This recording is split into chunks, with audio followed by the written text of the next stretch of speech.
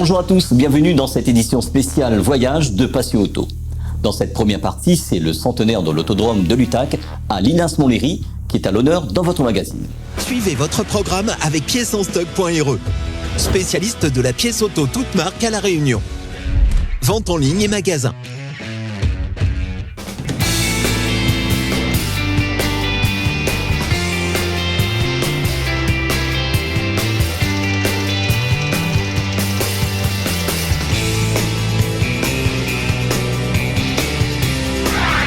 Le 4 octobre 1924 est inauguré l'autodrome de Linas-Montlhéry, construit par l'architecte Raymond Jamin, sous l'impulsion de l'industriel Alexandre Lamblin.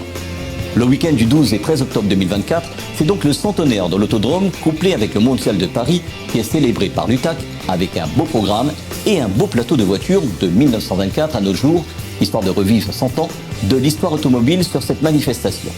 Retrouvons Clarisse Charot pour nous présenter cet événement. Bonjour, Clarisse Charot, directrice événementielle pour le groupe UTAC. J'ai le plaisir d'être interviewée aujourd'hui dans le cadre du centenaire, qui a lieu tout le week-end, donc 12 et 13 octobre. On est extrêmement heureux puisqu'en plus on est l'année des JO, donc en fait c'est les 100 ans au niveau de la France de beaux événements.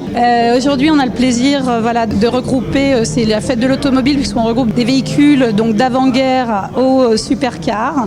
Donc je vous invite à aller regarder le beau programme. Également nous avons énormément de clubs présents. Nous avons plus de 400 voitures au niveau des clubs. On a des animations au niveau du village. On a une grande roue. On a un circuit 24. On a des simulateurs. On a un très beau village exposant. Évidemment, une food courte pour que tout le monde puisse se restaurer.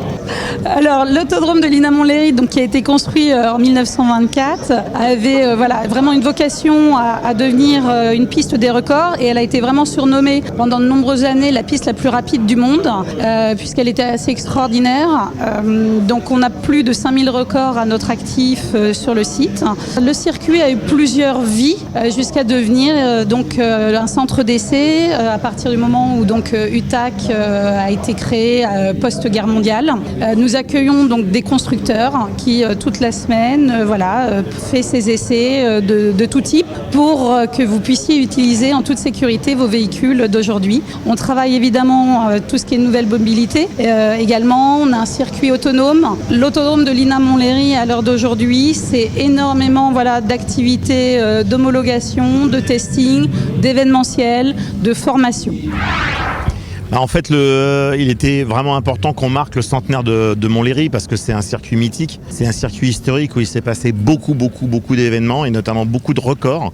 Pratiquement toutes les marques sont venues ici pour battre des records. Donc il y a des tas de choses passionnantes à travers les 100 ans d'existence du circuit. L'histoire du circuit, elle est due à un monsieur qui s'appelait Monsieur Lamblin, qui était un industriel, qui était plutôt dans l'aviation d'ailleurs au départ, et qui a eu plusieurs sociétés et qui a eu l'idée de faire ce circuit avec quelques amis. Et ils ont mis beaucoup de passion, beaucoup d'argent.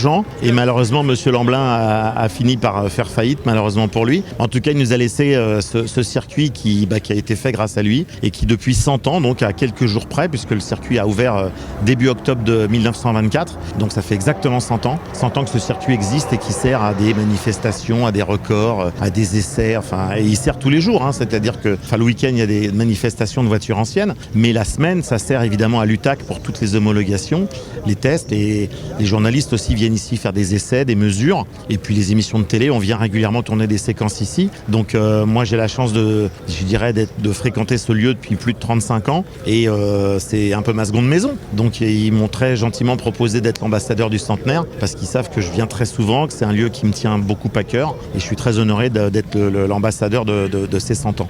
Vintage Mécanique, donc on est en cours de diffusion de la 9e saison. Donc on a déjà tourné en 9 ans, on a tourné plus de 130 épisodes, ce qui est énorme parce qu'en fait c'est pas du reportage, c'est tourné vraiment comme du documentaire, donc c'est beaucoup plus long. Moi qui fais les deux, et du reportage et du documentaire, je vois bien la différence. C'est vrai que le documentaire c'est beaucoup plus long à faire, donc 130 épisodes en 9 ans, mine de rien, je peux vous dire que c'est une prouesse. C'est une prouesse, et heureusement qu'on ait une bonne équipe et une grande équipe, parce que il faut être, je peux pas faire ça seul, c'est évidemment impossible, et donc il y a toute une équipe derrière, technique notamment, qui fait l'émission, et puis ceux qui sont devant la caméra qui m'accompagnent, mais on oublie souvent ceux qui sont derrière la caméra et qui font évidemment un travail gigantesque.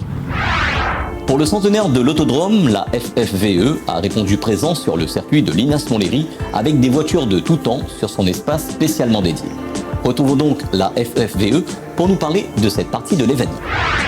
Oui, alors bonjour, je suis Daniel Paleni, vice-président de la Fédération française des véhicules d'époque, membre du bureau, évidemment, en étant vice-président. Je vais vous dire quelques mots sur la Fédération française des véhicules d'époque. C'est une association qui regroupe environ 1000 clubs adhérents, 500 professionnels et une cinquantaine de musées. Ceci étant, on essaie de développer de nombreux programmes, d'activités de programmes, tels que celui qui va avoir lieu aujourd'hui, qui fait partie du programme des concours d'élégance, mais pas que, puisque il y a une attestation à un arbre, il y a la transmission des savoirs, il y a les lieux d'histoire, il y a les villes et villages d'accueil, enfin bref. Mais aussi on a pour mission première, c'est d'être délégataire de nos ministères de tutelle pour délivrer des attestations à des véhicules qui n'ont plus le droit de circuler, d'être sur la voie publique. Or, ces attestations en question permettent d'obtenir ensuite une carte grise de collection et faire que ces véhicules puissent reprendre vie en circulant de nouveau et en ayant la liberté de circulation. Chose qu'ils ne pourraient plus faire si il n'y avait pas cette attestation qui était délivrée par la fédération, parce qu'ils n'ont plus ou ils ont égaré la carte grise d'une certaine époque de leur vie. Donc ça nous permet, effectivement, ça permet aussi, à de nombreux passionnés de maintenir notre patrimoine industriel à la hauteur de ce qu'il mérite, parce que de nombreuses années, le siècle dernier a été le témoin d'innovation du monde de l'automobile important, et ce patrimoine industriel, il serait dommage qu'il soit tombé ou qu'il reste dans les oubliettes par le fait qu'il ne puisse plus circuler et être montré au grand public. Le monde de l'automobile ancienne, c'est les musées qui perdurent en métropole. C'est le cas de l'Aventure Automobile à Poissy, qui est représentée sur le centenaire de l'autodrome. Alors, nous sommes ici pour représenter la collection de l'Aventure Automobile à Poissy. Donc le but, c'est la sauvegarde du patrimoine des usines de Poissy et de Nanterre. Donc on a un petit musée qui est visitable. Il y a environ 70 véhicules. Alors il n'y a pas que des Simca en fait, puisque en fait il y a eu différentes marques dans l'usine de Poissy notamment, puisque c'est Ford qui a construit l'usine. Ensuite, c'est passé, donc Simca a racheté l'usine, puisque Simca se trouvait à Nanterre, dans une usine qui commençait à devenir étroite par rapport aux productions qu'il y avait, notamment la P60 qui est ici, donc la P60, et en plus cette P60 c'est une P60 Moléry. Donc c'est passé Simca, de Simca ensuite c'est passé Chrysler France, de Chrysler France ensuite c'est passé Talbot et ensuite c'est passé Peugeot. Donc il y a eu évidemment toute l'histoire qu'on met en évidence dans ce petit musée. Alors on organise des visites guidées qui peuvent se faire soit en groupe, s'il y a un groupe d'une dizaine de personnes qui est constitué, à ce moment-là donc on prend rendez-vous et puis on organise la visite, ou en individuel, mais en individuel à ce moment-là donc c'est simplement certains samedis, donc les gens peuvent venir, voilà. Donc ça fait une occasion, évidemment, de découvrir un petit peu une partie du patrimoine automobile, puisque je crois qu'en région parisienne, en fait, on doit être le seul musée automobile qui existe, puisque tous les autres n'existent plus, voilà. Sur le centenaire de l'autodrome, beaucoup de clubs de voitures anciennes ont fait le déplacement. Retrouvons quelques-uns d'entre eux dans votre magazine.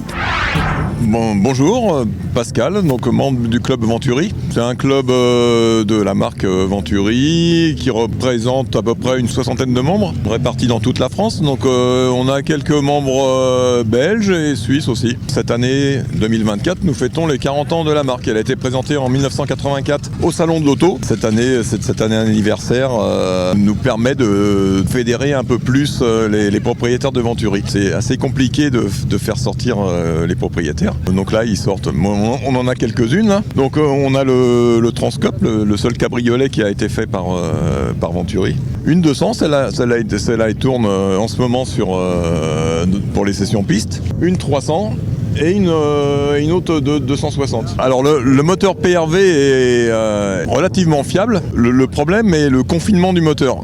Donc le moteur, l'accessibilité mécanique est assez catastrophique. Il faut faire des opérations, certaines opérations, la seule solution, la dépose du moteur. Même si elle est pas excessivement compliquée, il faut avoir l'équipement pour. Les pièces sont compliquées à retrouver. Souvent, c'est des pièces utilisées de grande série, de Renault, de Peugeot. Ces grands constructeurs, malheureusement, ne suivent pas la fabrication de leurs pièces. Soit avec la 3D, l'impression 3D, on peut refabriquer certaines pièces plastiques, mais d'autres pièces, malheureusement, sont introuvables. Et il y a de plus en plus de refabrication. Je pense aussi, c'est pour ça que les gens sortent pas trop leur voiture pour éviter qu'elle tombe en panne. C'est compliqué de vraiment trouver un spécialiste. Là, on fait les centenaires de cette super autodrome. Pourquoi le club est venu ici? On a eu la 600 LM de Basso Pescaloro qui a gagné les 1000 km de Paris. Donc on s'était dit, ça serait bien que le club soit aussi représenté pour fêter cet événement du centenaire. Et c'était exactement il y a 30 ans. Elle a gagné en 1994 les 1000 km de Paris. Et elle est là, on espère l'avoir tournée. Hier, elle n'a pas tourné, mais donc on espère peut-être qu'aujourd'hui, avec le beau temps, qu'elle tournera. Donc c'est une très, très belle manifestation. On aurait souhaité avoir un peu plus de voitures du BPR. Il nous avait mis l'eau à la bouche, Retromobile, avec une McLaren F1, mais malheureusement qui n'est pas là. On a la plus belle, la Venturi, donc tout va bien. Voilà, je m'appelle Dominique Lalouche, je suis président du club Coupé 406 depuis plusieurs années. Le club compte actuellement 235 membres. Il existe depuis plus de 20 ans. Alors cette voiture, la passion vient tout simplement de sa ligne. Elle a été dessinée et construite chez un des designers les plus célèbres au monde, Pininfarina pour ne pas le citer. Donc cette voiture, elle nous enchante, elle nous plaît. C'est un coupé 4 places avec un vrai coffre. C'est des voitures qu'on verra plus maintenant. Et des moteurs qu'on verra plus non plus d'ailleurs. Nous sommes 235 à l'heure actuelle. Nous faisons 2 sorties nationales ou internationales par an. Notre dernière sortie remonte à le week-end dernier, il n'y a pas longtemps, dans le Val-de-Loire, en Touraine. Et il y avait 52 voitures d'inscrites. Franck, passionné d'auto, notamment 205 GTI que j'ai pas pu avoir quand j'étais jeune, voiture des jeunes 4 dynamiques à l'époque dans ma jeunesse, et j'ai vendu une Golf 2 que j'avais depuis plus de 20 ans pour m'acheter celle-là pour mes 40 ans. Et depuis, je fais les Youngtimer, le Youngtimer Festival quasiment tous les ans, et là j'ai voulu être là aussi pour le centenaire, c'était sympa. C'est une 1,9 litre GTI donc de 1988 que je suis allé chercher en Allemagne parce que les prix en France commençaient à grimper quand je l'ai cherché, et donc elle est catalysée avec quelques options allemandes comme les sièges chauffants par exemple. Alors le centenaire, on fait moins de sessions que pour les Youngtimer. On fait 4 sessions pour le Youngtimer, là c'est 3, mais il y a beaucoup plus de plateaux et on est un peu plus mélangé. Les Youngtimer, il y a de toutes les cylindrées, donc c'est un peu plus mélangé, donc ça change, mais c'est très sympa, surtout en plus aujourd'hui il fait beau, donc c'est chouette. Bonjour à tous, amis de l'île de la Réunion. Donc je suis très heureuse de vous présenter aujourd'hui ma dernière acquisition. Donc c'est une superbe Fiat 508 dite Copadoro, donc une voiture de course des années 30. Là nous avons un modèle de 1934 et c'est sur ce genre de voiture que par exemple Amédée Gordini participait à ses courses automobiles, que ce soit au Mans ou ce style de course. Donc c'est des voitures très faciles à conduire. Et oui, je vous le confirme, car j'y arrive très bien. Ce n'est que la 2e fois que je la pilote et franchement, j'en suis très heureuse et je l'ai très bien en main. Oui, j'ai pu faire mes armes sur une autre voiture qui est un peu plus récente, 1972. C'est un modèle Dino du fils du très célèbre Enzo Ferrari. C'est un V6, c'est pour ça qu'elle s'appelle pas Ferrari, parce que le papa ne voulait que des V12. Mais elle est également très facile à conduire et c'est un jouet. Voilà, c'est mes 2 petits joujoux. Bonjour, je m'appelle Jean-François Blachette, je suis le président du club Maserati France, qui est basé donc en région parisienne, mais nous opérons sur toute la France parce que nous avons des délégués régionaux qui s'occupent d'animer les régions. Nous sommes 300 membres au club Maserati France à jour de cotisation, et ce qui représente à peu près 400 Maserati parce que plusieurs membres ont plusieurs voitures. Et donc la répartition, c'est je dirais un tiers de Youngtimer, un tiers de moderne et un tiers de grandes classiques. Donc là on est venu à l'autodrome pour le centenaire parce que c'est une place très importante pour Maserati qui s'est illustrée ici dans les années 50 et 60. Maserati a fait beaucoup de compétitions, beaucoup de courses et ils ont gagné surtout la plus grande course qu'il y a eu en 1956 qui était ici sur le circuit de Montlhéry avec une Maserati 300S qui était pilotée par Jean Bérat et Louis Rosier, donc 2 pilotes français qui ont mené la course et qui ont gagné devant toutes les grandes rivales de l'époque, c'est-à-dire les Ferrari, les Aston Martin, les Porsche, etc. Donc pour nous, Montlhéry, c'est un endroit important. On est content ce deuxième jour d'avoir un beau temps, alors qu'on avait un petit peu plu hier. Là, aujourd'hui, c'est super sympa. Et donc, on a les membres du club qui viennent nous voir et puis qui exposent leur voiture. Là, hier, on avait une petite dizaine de Maserati qui étaient exposés. Et donc, on fait beaucoup de sorties par an au club Maserati. On fait une bonne douzaine de sorties dans toute la France. Ce sont des rallyes qui durent 2 à 3 jours et on est à peu près entre 20 et 25 équipages. Ça fait une cinquantaine de personnes et on va dans des hôtels, des restaurants, des belles balades dans des coins de France très très sympas. Et ce qui fait qu'il y a une très bonne ambiance au club Maserati France et les membres sont très contents, ils renouvellent et on progresse d'un an en année au niveau du nombre de nos adhérents. L'UTAC, c'est le partenaire des acteurs de l'automobile d'hier, d'aujourd'hui et de demain. Une expo sur les nouvelles mobilités était présente au centenaire de l'Autodrome avec notamment le rétrofit, une technologie qui permet la transformation d'un véhicule thermique en véhicule électrique. Bonjour, alors nous sommes le 2 chevaux Méhari Club de Cassis et nous présentons aujourd'hui une 2 chevaux AK400 et une 4L GTL rétrofitée les deux. Et donc le principe c'est que nous reprenons une voiture d'origine et qu'on remplace le moteur thermique par un moteur électrique. Donc nous gardons la boîte de vitesse, les freins, la suspension d'origine et nous remplaçons le moteur électrique et nous installons un pack de batterie à l'arrière de la voiture. Et donc on arrive sur une autonomie entre 80 et 100 km pour la voiture. Alors le poids de la voiture reste quasiment inchangé par rapport au poids d'origine. Il en va de même pour la répartition des masses. On est obligé de garder une répartition des masses équivalente à l'origine pour qu'on ne touche pas au frein, à la suspension. Donc il ne faut pas déséquilibrer la voiture. Ensuite, sur le kit plus l'installation, on arrive à 14 000 €. Alors en France métropole, on peut, avec certaines aides, tomber jusqu'à 9 000 €. Alors nous, on a aussi un autre modèle qui marche plus. On a une Méhari électrique aussi. La Méhari électrique, on la commercialise depuis 2019. On est à environ 200 voitures vendues depuis 2019. Et sur le rétrofit, c'est tout neuf, c'est tout récent, mais tous les ans, notre clientèle augmente. Alors nous, on est présent aujourd'hui avec Mobiliance qui promouvoit la mobilité électrique. Et donc là, on est là pour allier le plaisir de l'ancienne et de l'électrique. Cette édition de Passion Auto est à présent terminée. Dimanche prochain, ça sera la première partie de notre reportage sur le mondial de l'automobile à Paris. Bonne semaine à tous et à dimanche prochain sur Télécréole et les radios partenaires.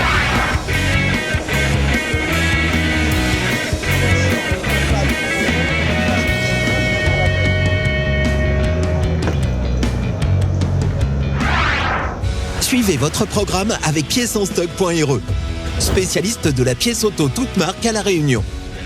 Vente en ligne et magasin. Retrouvez Passion Auto avec autoradio.re par ODRD2SK Radio. Retrouvez Passion Auto avec Herzaudio.re.